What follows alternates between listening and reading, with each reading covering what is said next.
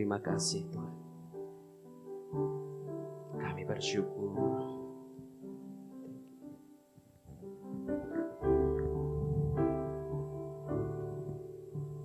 Saat ku masuk ke hadirat-Mu, bawa persembahan ke tempat kudus-Mu. Pujian ku naikkan, sembah ku berikan bagi-Mu Allah yang mulia. Terima kasih Tuhan. Kau layakkan ku menghampirimu, melihat tata kemuliaan-Mu Tuhan.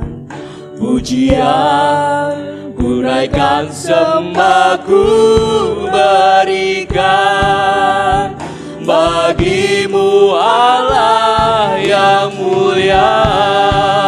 Oleh kuasa darah-Mu Kau telah tebus dosaku. Kekudusan-Mu melingkupiku. Kasih-Mu mengalir memulihkan hidupku. Sungguh besar anugerah-Mu, Kau selamatkan hidupku. Ku menjadi ciptaan yang baru oleh kuasa darah-Mu. Katakan dengan sungguh-sungguh, saat ku masuk ke hadirat-Mu Tuhan. Saat ku masuk ke hadirat-Mu, bawa persembahan ke tempat kudus-Mu. Pujian ku naikkan, sembah ku berikan bagi-Mu Allah yang mulia. Kau layakkan ku menghampirimu, melihat tata kemuliaan-Mu Tuhan. Pujian ku naikkan, sembah ku berikan bagi-Mu Allah yang mulia.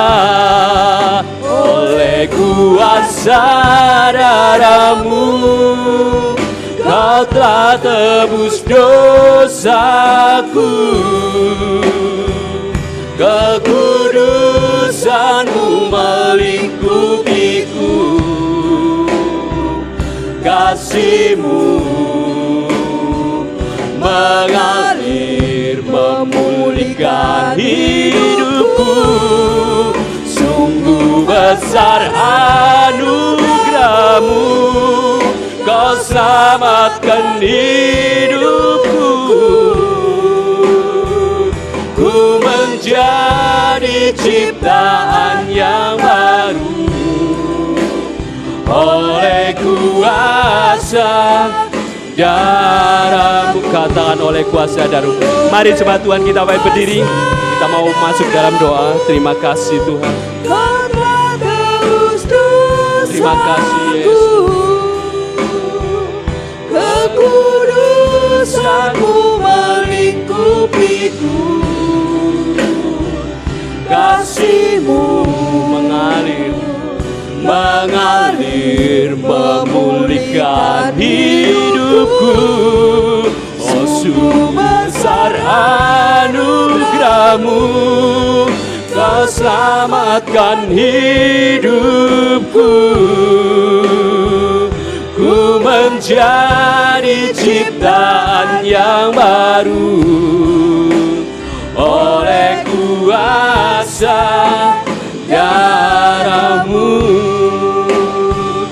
Ku menjadi ciptaan yang baru oleh kuasa darahmu.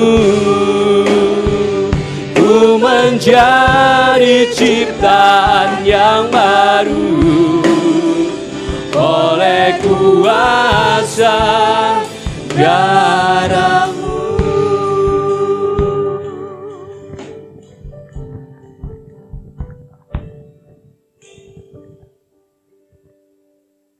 Bapa kami yang di surga, dikuduskanlah namamu. Datanglah kerajaanmu, jadilah kehendak-Mu di bumi seperti di surga. Bapa surgawi, syukur dan makasih kalau pada sore hari ini Engkau telah menyertai, menghimpun kami di tempat ini ya Tuhan. Kami telah memuji, memuliakan nama Engkau. Kami telah menyembah Engkau Tuhan. Kiranya Engkau berkenan pada sore ini hadir di tengah-tengah kami. Engkau menyertai hati dan pikiran kami Tuhan, karena kami sebentar akan terima berkat firman-Mu. Tuhan, kuserahkan hati dan pikiran kami ya Tuhan, supaya firman-Mu pada sore ini memberikan kekuatan kepada kami untuk membawa kami semakin dekat kepadamu Bapa. Bapa, kuserahkan hamba-Mu yang akan menyampaikan firman-Mu, Engkau urapi dengan kuasa Roh Kudus-Mu Tuhan, supaya firman-Mu memberikan kekuatan kepada kami, membimbing kami, menuntun langkah kami, supaya kami tetap senantiasa ada di dalam jalan-Mu Tuhan. Terima kasih, terpujilah nama-Mu. Dalam nama Tuhan Yesus Kristus, kami berdoa dan mengucap syukur. Haleluya. Amin. Kita buka di dalam Hakim-Hakim 6, ayat yang ke-11 sampai dengan yang ke-17. Ya. Tolong dibacakan, Bapak Ibu menyimak, dan kita mencoba memahami makna yang ada di dalam Kisah Hakim-Hakim 6 ayat 11 sampai dengan 17 ini. Silakan. Hakim-Hakim pasal 6 ayat 11 sampai 17. Demikian bunyi firman Tuhan. Kemudian datanglah malaikat Tuhan dan duduk di bawah pohon tarbantin di Ofra, kepunyaan Yoas orang Abiezer itu, sedang Gideon anaknya mengirik gandum dalam tempat pemerasan anggur agar tersembunyi bagi orang Midian. Malaikat Tuhan menampakkan diri kepadanya dan berfirman kepadanya demikian. Tuhan menyertai engkau, ya pahlawan yang gagah berani. Jawab Gideon kepadanya, ah Tuanku, jika Tuhan menyertai kami, mengapa semuanya ini menimpa kami? Di manakah segala perbuatan-perbuatannya yang ajaib yang diceritakan oleh nenek moyang kami kepada kami ketika mereka berkata, bukankah Tuhan telah menuntun kita keluar dari Mesir? Tetapi sekarang Tuhan membuang kami dan menyerahkan kami ke dalam cengkraman orang Midian. Lalu berpalinglah Tuhan kepadanya dan berfirman, pergilah dengan kekuatanmu ini dan selamatkanlah orang Israel dari cengkraman orang Midian. Bukankah aku mengutus engkau? Tetapi jawabnya kepadanya, ah Tuhanku, dengan apakah akan kuselamatkan orang Israel? Ketahuilah, kaumku adalah yang paling kecil di antara suku Manasye, dan aku pun seorang yang paling muda di antara kaum keluargaku. Berfirmanlah Tuhan kepadanya, tetapi akulah yang menyertai engkau, sebab itu engkau akan memukul kala orang Midian itu sampai habis. Maka jawabnya kepadanya, jika sekiranya aku mendapat kasih karunia di matamu, maka berikanlah kepadaku tanda bahwa engkau sendirilah yang berfirman kepadaku. Ya, puji nama Tuhan. Bapak Ibu Saudaraku, saya akan coba mengartikan terlebih dulu mengenai lowbat ini. Tentu ini kata yang tidak asing dalam kehidupan kita. Kita sering berkata, aduh HP-ku lowbat gitu ya. Tidak hanya sekedar batu baterai di dalam HP, tapi juga aki di mobil juga lowbat. Jadi apa yang terjadi ketika hal itu ada Bapak Ibu ya, ketika batu baterai atau aki tentu tidak berfungsi secara normal dengan baik. Demikian juga dengan iman. Demikian juga dengan kekuatan yang ada pada diri seorang anak Tuhan. Dan inilah yang terjadi dalam kehidupan Gideon. Gideon sempat kehilangan daya. Jadi lowbat ini adalah satu istilah bahasa gaul, bukan bahasa yang baku di dalam Kamus Besar Bahasa Indonesia. Tapi ini adalah bahasa gaul. yang artinya atau singkatan dari low battery atau batu baterai yang lemah. Sebuah kondisi di mana kekuatan atau power sebuah baterai itu sebagai sumber listrik, entah itu HP, sepeda listrik, motor listrik, atau mobil yang mulai kehilangan dayanya. Satu-satunya cara untuk mengisi listrik supaya kembali daya itu penuh adalah dengan dicas kembali. Nah, Bapak Ibu dan Saudaraku, tadi pagi saya menyampaikan mengenai proses lowbat itu sendiri. Tapi sore hari ini saya mau justru pada proses untuk full, ya, untuk full, untuk penuh. Kita pernah ngalami, hidup kita pernah ngalami, siapapun pernah ngalami keadaan di mana kita ada di dalam posisi lemah. Saya yakin Bapak Ibu, sekuat apapun hidup orang pasti akan pernah ngalami saat-saat masa-masa di mana dia mengalami kelemahan. Kehilangan kekuatan, nyaris putus asa, nggak tahu apa yang harus diperbuat, sampai orang bisa berkata, ya udahlah, nasib saya memang begini. Tapi keadaan ini nggak bisa kita biarkan sampai kemudian mati baterai itu. Kita harus bangkit, kita harus full. Nah, Bapak Ibu dan Saudaraku, Hakim-Hakim 6 ayat 11 sampai dengan yang ke-17 tadi dibacakan, maka jawabnya, jika sekiranya aku mendapat kasih karunia di matamu, maka berikanlah kepadaku tanda bahwa engkau sendirilah yang berfirman kepadaku. Ayat 17 ini menunjukkan keraguan-raguan. Ayat 17 ini menunjukkan ketidakpercayaan. Siapa engkau ini? Malaikat Tuhan yang datang. Ya, tadi saya sampaikan di pagi hari. Jangan membayangkan malaikat Tuhan yang datang kepada Gideon itu dalam bentuk yang seperti yang kita bayangkan. Malaikat Tuhan kemudian ada sayapnya. Enggak. Ketika Gideon dalam ketakutan, tiba-tiba ada orang asing yang datang kepada dia, sehingga terjadilah dialog. Ya. Ayat yang ke-12 berkata, Tuhan menyertai engkau ya pahlawan yang gagah berani. Kemudian jawab Gideon, karena dia dalam posisi lowbat, dalam posisi kehilangan dayanya, dalam posisi kehilangan kekuatannya, ya berkata kepada orang asing itu yang adalah Tuhan sendiri. Ini dalam teologi disebut teofani. Teofani itu adalah Tuhan yang menampakkan diri dalam wujud manusia. Dan Gideon berkata, Tuanku, jika Tuhan menyertai kami, mengapakah semuanya ini menimpa kami? Berapa lama keadaan masa ini Bapak Ibu? 7 tahun lamanya orang-orang Israel dalam keadaan yang sangat melarat. Kalau Bapak Ibu baca di dalam ayat yang ke berapa itu, mereka sangat melarat sekali. Kehilangan kekuatannya. Jadi kepada orang asing ini Gideon menyampaikan cerita-cerita tentang kemahakuasaan Tuhan itu tidak ada artinya bagi Gideon. Mana buktinya? Kami sekarang dalam keadaan susah. Kita sering mendengar kesaksian yang hebat kan. Ya. Kalau orang yang baik, orang yang benar, orang yang baik, ketika dia dalam keadaan down kemudian mendengar kesaksian, dia akan berkata, aku ingin mengalami seperti apa yang dia saksikan. Tapi kalau orang yang sudah kehilangan kekuatannya, lowbat ini, itu kan engkau. Mana buktinya Tuhan? Kehilangan kekuatan, jangan dibiarkan hal itu terjadi sampai kemudian mati. Nah Bapak Ibu dan Saudaraku, sore hari ini kita akan coba belajar bagaimana proses menuju full bed. Penuh kembali. Kita coba lihat ya, Hakim-Hakim 7 ayat 2 sampai dengan yang ketiga. Hakim-Hakim pasal 7 ayat 2 dan 3. Demikian bunyi firman Tuhan. Berfirmanlah Tuhan kepada Gideon, Terlalu banyak rakyat yang bersama-sama dengan engkau itu daripada yang kukehendaki untuk menyerahkan orang Midian ke dalam tangan mereka. Jangan-jangan orang Israel memegah-megahkan diri terhadap aku sambil berkata, tanganku sendirilah yang menyelamatkan aku.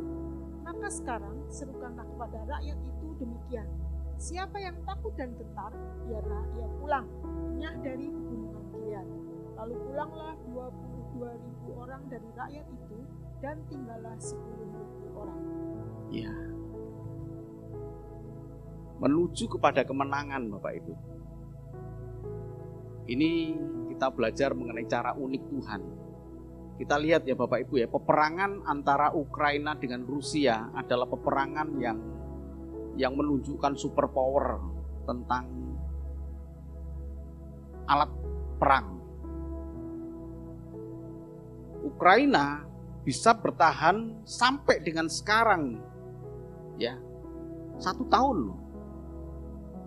Sampai dengan sekarang yang membuat Rusia frustasi. Karena di awal saya masih ingat berita-berita pada awal itu diperkirakan perang ini hanya berlangsung 2 minggu seperti ketika Amerika menyerang Irak. Ketika Irak kemudian menyerang Kuwait dan kemudian Amerika membalas Irak. Hanya 2 minggu selesai. Kemudian menyerah. Tapi beda. Kenapa? Karena Rusia kemudian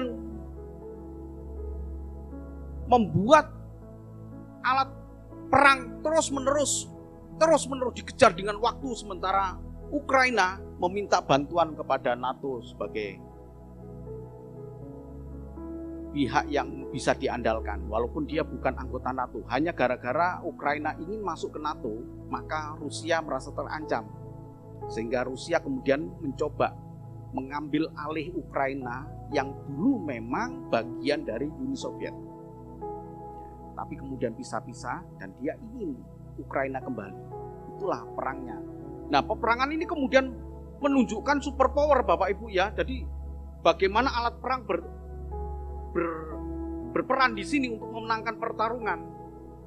Tapi coba kita lihat di sini, beda. Kekuatan gak bisa untuk menjadi satu alat kemenangan bagi Tuhan. Jangan-jangan mereka akan bermegah, jangan-jangan mereka akan sombong. Maka ketika diumumkan yang tadinya lowbat kemudian bangkit semangat dia untuk berperang melawan orang Midian. Ada 3 musuh. Orang Midian, orang Amalek, dan orang Sir yang menyerang mereka.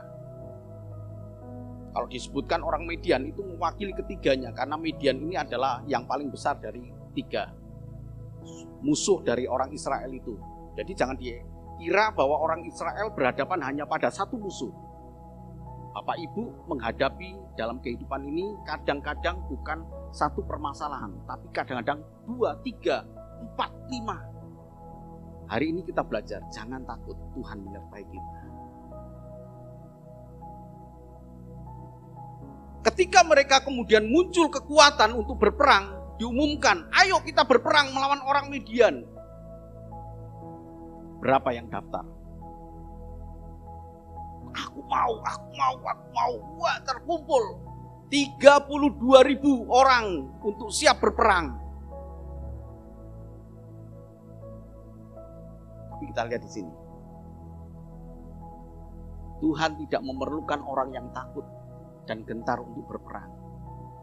Memang mereka punya kemauan, mereka punya keinginan. Umumkan, siapa yang takut? Pulang. Satu persatu mereka kemudian merasa, ya takut. Pulang. Bukan 10.000, ya, apalagi bukan 5.000, bukan 10.000, tapi kemudian 22.000 orang yang pulang.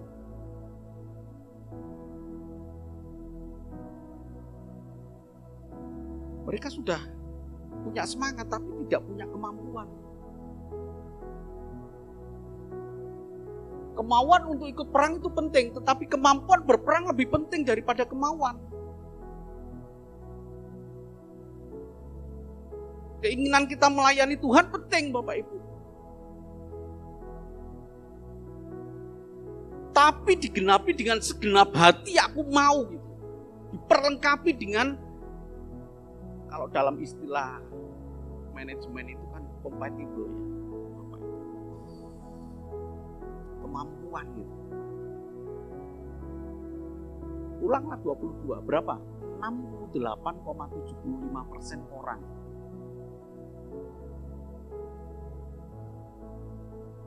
Semakin ciut gak?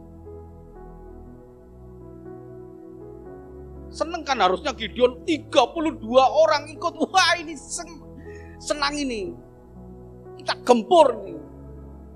Tapi Tuhan katakan, banyak orang yang takut itu. Kelihatannya berani, tapi banyak orang yang takut. Tuhan melihat hati Bapak Ibu. Kadang kita itu kan seperti orang yang berani. Kadang kita ini seperti orang yang kuat. Padahal rapuh sebenarnya. Di hadapan pendeta kelihatannya kuat. Tapi begitu pulang, rapuh. Merenungi nasib. Ada waktu di gereja, firman Tuhan disampaikan, bangkit. Tapi begitu pulang, gak punya kekuatan. Sama seperti ini. 22 orang itu kelihatannya berani bersiap tempur. Tapi sesungguhnya mereka cengeng. Mereka gentar, mereka takut. Dan kemudian diumumkan, siapa yang takut silakan keluar. Silakan pulang, tinggalkan gunung ini. Dan kemudian 22, tinggal 10.000. Makin ciut gak Gideon? Enggak, karena sudah full. Kalau di awal tadi Bapak Ibu baca di dalam ayat-ayat yang pertama, disampaikan Gideon dalam kondisi lowbat ya, disampaikan, aku ini dari kaum yang paling kecil, apalagi saya paling muda, gak punya apa-apa. Gimana bisa berperang? Saya gak punya apa-apa. Tapi Tuhan kan terus mensupport di situ. Aku yang menyertai engkau. Aku yang menyertai engkau. Sampai akhirnya kemudian muncul proses itu ya, proses untuk full baterai ini. Punya daya. Dan kemudian ayo kita berperang. Ayo berperang. 32 orang kumpul. Wah, seneng kan kalau saya bisa membayangkan Gideon, ini perang. Tapi Tuhan tahu ini. Ini ada orang-orang yang takut dan gentar ini. Coba serukan di situ. Ayat yang ketiga, maka sekarang serukanlah kepada rakyat itu demikian. Siapa yang takut dan gentar, biarlah ia pulang, enyah. Wah, ini kata-kata enyah dari pegunungan Gilead ini, tempat mereka berkumpul. Akhirnya 22 orang itu kemudian meninggalkan. Pelajaran yang indah Bapak Ibu dan Saudara yang kasih Tuhan. Hidup ini seperti pertempuran, tidak bisa dihadapi dengan nyali yang ciut, nyali yang kecil. Di awal, di akhir tahun 2022 sudah begitu banyak beredar berita-berita yang kurang bagus. Yang tahun resesi, yang tahun gelap. Bahkan dikatakan ada 16 negara yang sudah menjadi pasien dari IMF. Sudah resesi. Diperkirakan sepertiga dari negara dunia akan resesi. Andai kata 200 negara di dunia ini, ya, sepertiganya itu sekitar 60 atau 70 negara akan mengalami resesi. Berita menakutkan yang membuat kita ciut hati. Tapi sekali lagi dikatakan di sini, aku menyertai engkau, aku menyertai engkau. Jadi peperangan dalam kehidupan ini nggak bisa kita hadapi dengan kemauan saja, tapi harus dengan kemampuan. Ya, aku hadapi dunia ini, tapi nyalinya ciut. Seolah-olah kuat, tapi sesungguhnya dia cengeng. Seolah-olah kuat, tapi sesungguhnya dia rapuh. Suruh pulang orang-orang demikian. Mereka pulang. Kenapa? Ya ini tadi. Atau kalau enggak, 22 orang yang penakut ini, kalau toh dia nanti menang, dia akan memegahkan diri padahal dia cengeng gitu. Nah, Bapak Ibu Saudaraku, inilah proses menuju ke kekuatan hidup kita ini. Ya. Jangan cengeng, jangan tawar hati. Yosua itu ketika menggantikan Musa, dia tidak selama dia mengiring Musa, dia tidak banyak ambil bagian. Tapi ketika Tuhan tetapkan waktunya, engkau harus menggantikan Musa, tentu Yosua akan berkata, gimana ini saya harus memimpin bangsa yang besar ini. Tapi Tuhan katakan di dalam Yosua 1 ayat 7, 8, 9, jangan tawar hati, jangan kejut hati, jangan tawar hati. Berkali-kali berulang-ulang Tuhan menyampaikan hal itu kepada Yosua. Yosua, jangan tawar hati. Hari ini kita belajar Bapak Ibu. Ya. Kita bukan orang yang munafik yang kelihatan kuat, gitu, siap menghadapi. Tapi betul-betul kita siap menghadapi, di dalam diri kita pun juga kita kuat.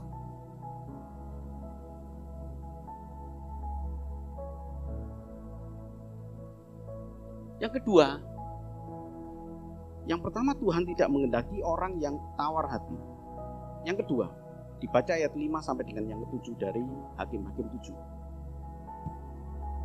Hakim-Hakim pasal 7 ayat 5 sampai 7. Lalu Gideon menyuruh rakyat itu turun minum air dan berfirmanlah Tuhan kepadanya. Barang siapa yang menghirup air dengan lidahnya seperti anjing menjilat, haruslah kau kumpulkan tersendiri, demikian juga semua orang yang berlutut untuk minum. Jumlah orang yang menghirup dengan membawa tangannya ke mulutnya ada 300 orang, tetapi yang lain dari rakyat itu semuanya berlutut minum air.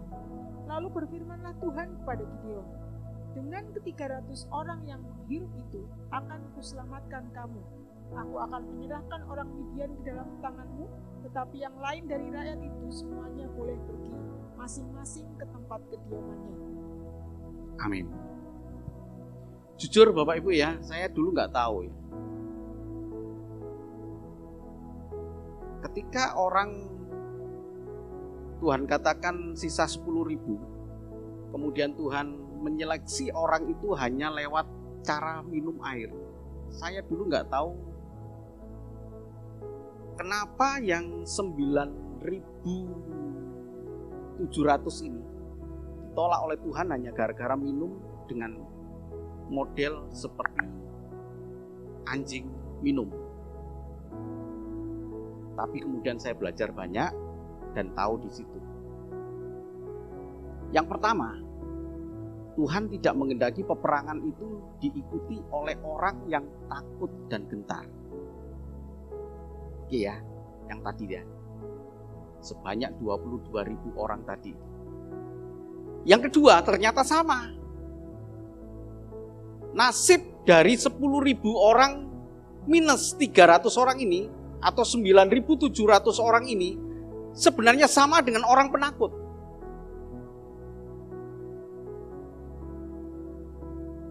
Jadi Tuhan tidak menghendaki orang yang minum air dengan lidahnya seperti anjing. Dulu saya berkata, oh ini punya kehidupan yang najis sekali. Tuhan gak mau. Dalam peperangan ini ada orang yang ikut tapi dia kelihatannya benar tapi najis. Kan begitu kan kira-kira arti rohaninya ya. Tapi enggak itu. Bukan itu. Sesungguhnya mereka tuh gak siap perang, hanya ikut-ikutan. Jadi orang yang menjilat dengan air ini saya coba baca dari Matthew Henry ya, komentari. Mereka adalah orang yang berlama-lama minum air. Sementara kondisinya kondisi yang sangat urgent, kondisi yang sangat mendesak untuk perang. Sementara orang yang minum air dengan tangan itu begini, saya praktekkan.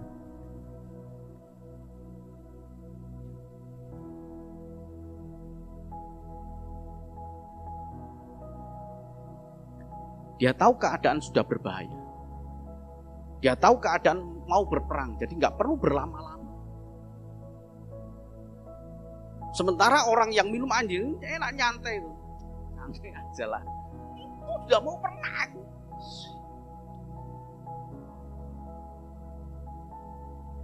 Sementara yang siap sambil bawa air di tangan dia hanya sekedar untuk dahaga yang memang tidak memuaskan. Tapi dia siap perang. Nah, Bapak Ibu Saudaraku, makna yang begitu dalam bagi kita. Kalau kita ingin memenangkan pertarungan, memenangkan pertempuran dalam kehidupan ini, bukan hanya butuh nyali yang besar tadi, tapi kesiapan. Betul-betul kita siap. Kita tahu mana yang penting, mana yang mendesak, mana yang tidak penting, mana yang tidak mendesak. Orang yang mengambil air itu tahu bahwa kondisinya penting dan mendesak. Sehingga dia meninggalkan zona kenyamanannya, sehingga dia meninggalkan apa yang menjadi kesenangan diri dia untuk kepentingan suatu bangsa yang dipilih oleh Tuhan. Ya, cepat. Sementara yang seperti anjing ini, dia tetap duduk sampai dia memuaskan dirinya sendiri. Dan Tuhan katakan, jangan pakai untuk perang, suruh pulang. Sama seperti dengan 22.000 orang. Sekalipun dia lolos di dalam seleksi yang pertama, ya, yang 9.700 orang ini tentu bukanlah orang penakut, bukanlah orang yang gentar karena dia sudah lolos dari 22.000 orang tadi. Tapi kebiasaan dia yang tidak peduli dengan keadaan. Banyak sekali kegagalan yang dialami oleh anak Tuhan karena tidak bisa membedakan mana yang penting, mana yang mendesak. Mendesak itu berhubungan dengan waktu, penting itu berhubungan dengan kualitas. Contoh begini, saya mau pergi melayani Tuhan, saya mau pergi melayani Tuhan. Tiba-tiba di tengah perjalanan ada kecelakaan. Perlu saya tolong? Gak penting sebenarnya. Tapi mendesak. Ya, bagi saya gak penting, saya mau pelayanan kok. Tapi perlu saya tolong. Mendesak.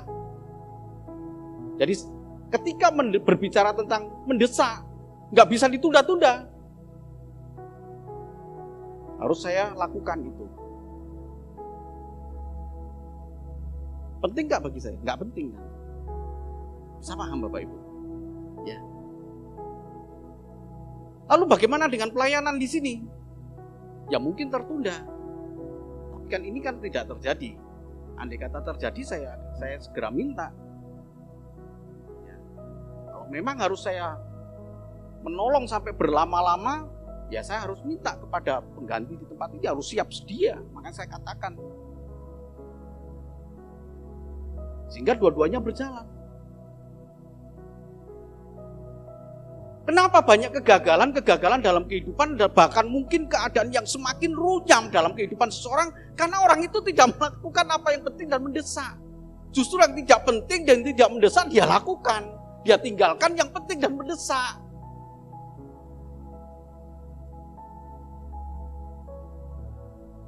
Ya ini.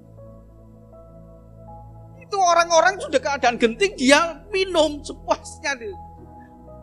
Minum anjing itu seperti sepuasnya, memuaskan diri dia itu. Sementara yang lainnya sekali. Dan Tuhan kemudian berkata, 300 orang ini siap untuk berperang.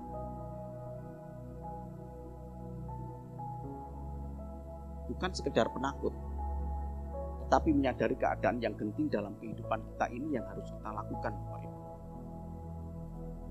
ada orang yang membiarkan masalah, ya. Ada orang yang membiarkan masalah dalam kehidupan sehari, nggak menyelesaikan, justru menghindari. Seperti apa? Bom waktu yang siap meledak. Jadi kalau ada kejadian dalam kehidupan kita yang memang, jangan biarkan masalah itu, selesaikan. Nih, harus bersiap-siap. Sadar kalau ini saya biarkan, wah ini merusak ini. Berapa banyak rumah tangga hancur gara-gara ada pihak ketiga yang dibiarkan. Ada saudara yang dari luar kota kemudian datang tinggal di rumah dia. Lama-lama kemudian itu bisa menjadi apa ya? Bisa menjadi ya racun di dalam kehidupan. Terus dibiarkan sampai akhirnya kemudian nggak nyaman, hidup nggak nyaman. Ya karena mereka tidak tahu ini keadaan genting gitu loh, nggak sadar. Jadi Bapak Ibu dan Saudaraku, penakut dan orang yang tidak tahu keadaan. Ini pelajaran kita ini. Ya. Kita harus bijaksana, punya hikmat, mana yang penting, mana yang tidak, mana yang tidak penting, mana yang tidak mendesak. Kalau yang tidak penting, tidak mendesak, ya udah nanti aja dikerjakan. Sampai orang kadang-kadang yang nggak penting itu dikerjakan. Itu anakmu lu, rewel anakmu. Main HP, mbok ini ditinggal dulu kan, ini kan nanti juga bisa. Akhirnya berantem hanya gara-gara yang tidak penting, tidak mendesak dikerjakan. Bagaimana bisa memenangkan peperangan itu? Sekalipun tadi lowbat kemudian dia sudah tinggi, dia bisa ngedrop lagi gitu loh. Dan kalau ini diikutkan, yang 97 ini diikutkan dan berperang, jangan-jangan dia juga memegahkan diri. Tetap di situ. Nah, Bapak Ibu Saudaraku, yang ketiga kita belajar. Mari kita coba melihat proses selanjutnya. Tuhan menghendaki orang yang menghirup air dengan tangannya. Ada 300 orang. Berapa? 0,9. Kurang dari 1%. Tapi apakah Gideon menjadi semakin ciut hatinya? Gideon sudah full, kekuatannya sudah full. Ya. Berkali-kali Tuhan katakan, aku menyertai engkau, aku menyertai engkau, aku menyertai engkau. Hei pahlawan yang gagah berani. Dan itu membuat motivasi diri dia sehingga dia tidak tergoyahkan. Mau 32, oke kita berangkat. Andai kata 32 berangkat dan ternyata itu adalah orang-orang yang bukan penakut, bukan orang yang tidak bijak. Tetap Gideon kuat. Tapi sekarang keadaan Gideon ternyata bersama dengan 300 orang, Bapak Ibu. Indonesia dulu perang pakai apa coba? Senjata nggak ada. Betul ya Pak Darsono ya? Sejarah mencatat pakai bambu runcing gitu. Walaupun banyak yang mati juga ya. Tapi di situ kan kita melihat di sini bagaimana Tuhan itu bekerja dengan luar biasa ya. 300 orang melawan orang Midian. Kurang dari 1%. Mereka adalah bukan penakut dan juga bukan orang yang siap sedia untuk berperang. Orang yang tidak siap sedia. Bukan penakut, bukan orang yang tidak siap sedia. Tapi 300 ini orang yang betul-betul berkualitas. Tidak mungkin mereka memegahkan diri sebab mereka hanya 300 orang. Gak mungkin mereka memegahkan diri. Kalau yang 10.000 masih mungkin. Sebab apa? Kisah di dalam Hakim-Hakim 4 coba dibaca. Ayat yang ke-6.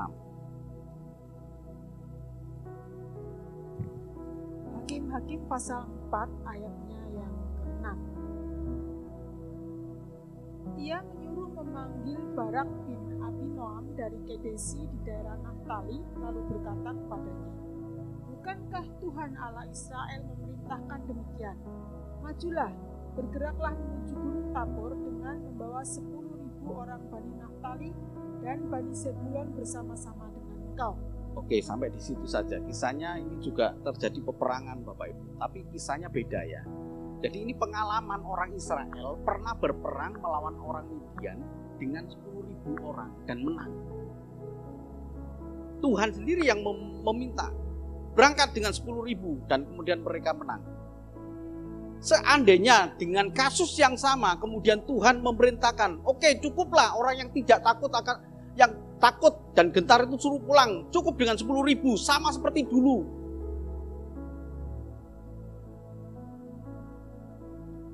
Enggak istimewa. Tapi Tuhan sekarang menyeleksi ya dengan 300 orang. Pada saat itu dengan Raja Kanaan mereka bertemu. Tuhan suruh 10.000. Sekarang Tuhan katakan enggak, dengan 300 saja. Kalau dengan 10.000 ya udah, pengalaman kemarin juga dengan 10.000 menang kok. Tapi sekarang enggak. Jadi Bapak Ibu dan Saudaraku, di bagian akhir ini bagaimana proses menuju kepada Fulbet dari Lobet. Tuhan meyakinkan kembali hal kemenangan dengan cara memberi mimpi kepada orang Midian, hal kemenangan orang Israel. Jadi ketika mereka mau bertempur ini, mereka butuh keyakinan untuk terakhir kali. Benar gak Tuhan ini memberikan kemenangan? Dan kemudian Tuhan berkata kepada Gideon, "Gideon, maju kamu ke sana. Nanti kamu ketemu dengan orang Midian di sana." Coba baca di dalam ayat 13 sampai dengan 15. Hakim-Hakim pasal 7 ayat 13 sampai 15. Ketika Gideon sampai ke situ, kebetulan ada seorang menceritakan mimpinya kepada temannya, katanya, "Aku bermimpi, tampak sekeping roti jelai terguling masuk ke perkemahan orang Midian. Setelah sampai ke kemah ini, dilanggarnyalah kemah ini sehingga roboh dan dibongkar bangkirkannya, demikianlah kemah itu habis runtuh." Lalu temannya menjawab, "Ini tidak lain dari pedang Gideon bin Yoas orang Israel itu. Allah telah menyerahkan orang Midian dan seluruh perkemahan ini ke dalam tangannya." Segera sesudah Gideon mendengar mimpi itu diceritakan dengan maknanya, sujudlah ia menyembah. Kemudian pulanglah ia ke perkemahan orang Israel lalu berkata, "Bangunlah, sebab Tuhan telah menyerahkan perkemahan orang Midian ke dalam tanganmu." Ya, kembali Tuhan memberikan keyakinan kepada Gideon ini. Walaupun Gideon tadi saya ceritakan Bapak Ibu ya, sudah full sebenarnya. Dia sudah berani. Tapi untuk terakhir, untuk meyakinkan kembali, Gideon kamu pergi ke sana. Kemudian dia pergi, ya. Ada orang baru bangun tidur itu. Musuh bangun tidur. Orang Midian kemudian bangun tidur. Aku ngimpi. Ada roti jelai. Ya, jelai itu adalah gandum kualitas rendah. Jadi jelai itu adalah gandum dengan kualitas yang sangat rendah. Berbicara tentang Gideon. Kenapa Gideon? Karena dia dari suku Naftali. Suku yang paling kecil, yang diremehkan. Aku lihat roti jelai itu blondong. Wah, kemudian menghancurkan kita. Kemudian temannya itu dengan diberi sama Tuhan, dia ceritakan, "Oh, itu pedang Gideon itu menghancurkan kita." Wah, semakin semangat Gideon. Semakin yakin. Dengan 300 orang saya maju. Bapak, Ibu, dan Saudaraku, mungkin kita tidak punya apa-apa. Ya, tidak punya apa-apa. Kadang hal itu membuat kita kecut, membuat kita rendah diri. Tapi hari ini kita belajar. Apapun yang kita punya, itu adalah kekuatan yang datang dari Tuhan. Amin, Bapak Ibu. Ya. Jangan membuat kita lemah. Jangan membuat kita lemah. Gideon akhirnya mampu menyelesaikan peperangan itu dengan 300 orang. Bukan hanya itu saja. sudah kecil ya, sudah kecil kan mestinya kita perang kan bareng-bareng itu. Ya, betul ya. Dari 32.000 orang kemudian sampai ke 10.000. Harusnya kan dengan 10.000 kemudian sampai 300 kan? Harusnya dengan 300 ini ya udah kita maju bareng-bareng. Enggak.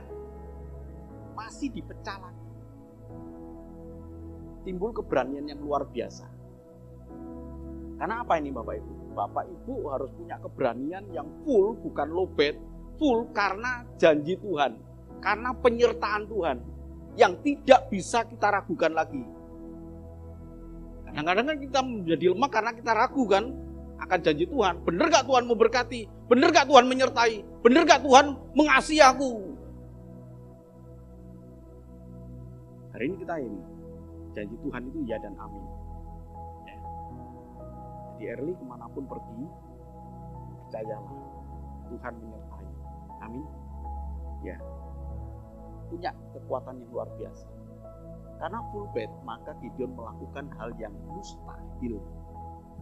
Yaitu membagi yang kecil, yang 300 menjadi yang lebih kecil lagi. Tapi tidak takut untuk kalah. Kenapa yang kecil ini? Dibagi 300 dibagi 3, 100, 100, 100, 100. Menghadapi musuh yang besar, kan mestinya kita dengan kompak gitu. Enggak, ini bagi kamu sana, kamu sana, kamu sana. Atau 300, 100, 100. Begitu sangkakala, saya enggak, Bapak Ibu, saya ringkaskan, saya sudah baca ya. Jadi ceritanya ada 3 hal yang harus dibawa. Sangkakala tanda penyerbuan, kemudian bawa obor, 300 orang itu bawa obor semua.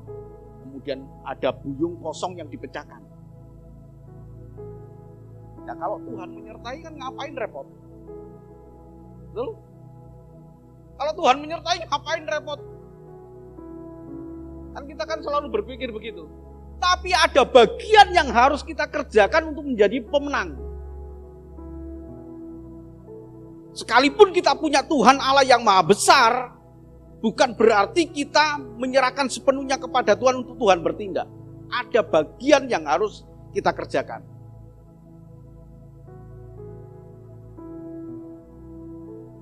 Begitu sangkakala dibunyikan, perang. Kemudian mereka bakar. Setelah itu kemudian guyung itu, jadi tembikar itu ya, tembikar itu sudah dipecahkan. Akhirnya menimbulkan suara, karena kompak kan. Prak, prak, prak.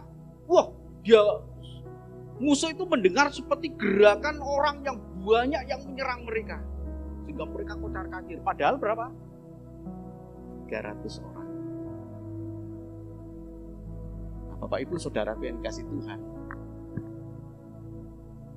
Allah yang kita sembah memanglah Allah yang maha dahsyat. Amin. Tidak ada yang mustahil bagi Tuhan. Mungkin saat ini ada di antara Bapak Ibu yang mengalami keadaan yang cukup genting. Sekali lagi, kita punya Tuhan yang maha besar. Tidak ada yang mustahil bagi Tuhan. Sekalipun bukan penakut dan sekalipun siap sedia untuk berperang, tetaplah kita merendahkan diri di bawah tangan Tuhan yang kuat, supaya kita ditinggikan pada waktunya. Tuhan memberkati. Amin.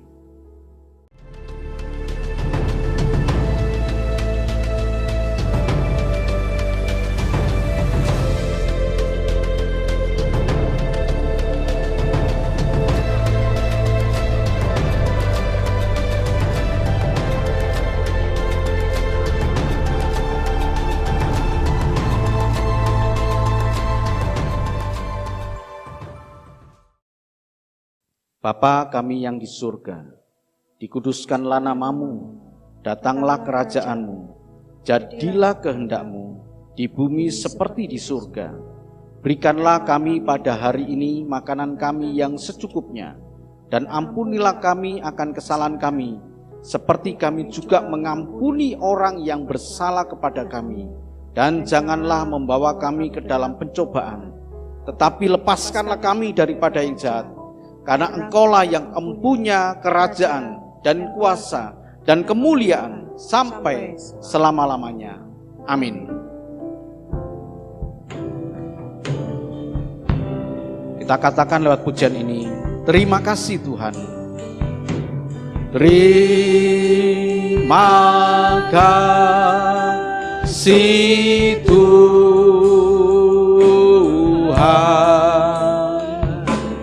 Terima kasih Tuhan. Dalam nama Yesus,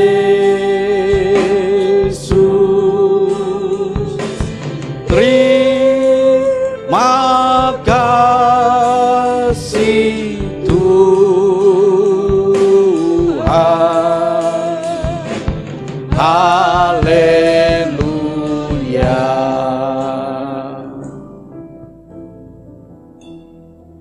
Kami mengaku di hadapan Engkau Tuhan, ada saat-saatnya kami kehilangan daya, kekuatan hidup kami Tuhan. Tetapi sekarang kami tahu Tuhan, kepada siapa kami harus mengisi kembali kekuatan hidup kami ini. Engkaulah sumber kekuatan, Engkaulah sumber daya kami Tuhan. Terima kasih ya Bapa buat firman-Mu Tuhan, yang mengajar kepada kami untuk tetap merendahkan diri di hadapan Engkau Tuhan. Sekalipun kami siap untuk berperang, sekalipun kami bukanlah penakut, tapi kami harus memiliki kerendahan hati di dalam Engkau Tuhan. Engkaulah yang memberikan kekuatan, Engkaulah yang memberikan kemenangan kepada kami. Dan bukan karena kekuatan kami Tuhan, kalau kami boleh menang, tapi karena Engkau Tuhan. Engkau memberkati sidang jemaat-Mu di tempat ini ya Bapa. Yang sakit Kau sembuhkan, yang dalam kelemahan Kau berikan kekuatan, Kau berikan damai sejahtera. Terpujilah Engkau Tuhan. Sebentar kami akan meninggalkan tempat ini, sebagaimana kami datang di dalam berkat Tuhan, kami pulang pun di dalam berkat Tuhan yang lebih lagi, karena hari ini Engkau melawat kami dengan kebenaran firman-Mu Tuhan, yang meneguhkan kami, bahwa kami harus orang-orang yang benar-benar siap untuk berperang, bukan penakut, bukan juga orang yang tidak tahu masa-masa genting dalam kehidupan ini, tapi kami adalah orang yang bijaksana, orang yang berhikmat. Terima kasih ya Bapak, terima kasih Bapak Ibu Saudaraku yang dikasihi Tuhan. Terimalah berkat dan anugerah dari Allah Bapa di surga, kasih dan cinta Tuhan kita Yesus Kristus, anaknya yang tunggal, dan penghiburan kekuatan dari kuasa Roh Kudus menyertai kita, mulai saat ini, esok, bahkan sampai Maranatha Tuhan Yesus datang menjemput kita. Dia Allah yang memberkati kita, Dia Allah yang melindungi kita, Dia Allah yang menyinari kita dengan wajahnya dan memberikan kepada kita kasih karunia. Dia Allah yang menghadapkan wajahnya kepada kita dan memberikan damai sejahtera. Terima kasih ya Bapa. Hamba berdoa buat anak-anak-Mu sidang jemaat di tempat ini, demikian juga dengan orang-orang yang ikut dalam ibadah online ini. Tuhan memberkati dalam rumah tangganya, Tuhan memberkati dalam usaha pekerjaannya, Tuhan memberkati dalam keluarga besarnya, dan Tuhan jauhkan dari segala sakit penyakit, dari mara bahaya, dari kecelakaan, dari hal-hal yang merugikan. Tuhan menyertai mereka, bahkan memberkati mereka, sehingga penuhlah sukacita kami Tuhan, karena Engkau Tuhan Allah ada di dalam kehidupan kami semua. Terima kasih ya Bapa, segala puji syukur hormat kemuliaan bagi-Mu, dalam nama Tuhan kami Yesus Kristus. Kami sudah berdoa dan mengucap syukur, semua yang percaya mengatakan amin. Tuhan memberkati. Ku menjadi ciptaan yang baru oleh kuasa darah-Mu. Ku menjadi ciptaan yang baru oleh kuasa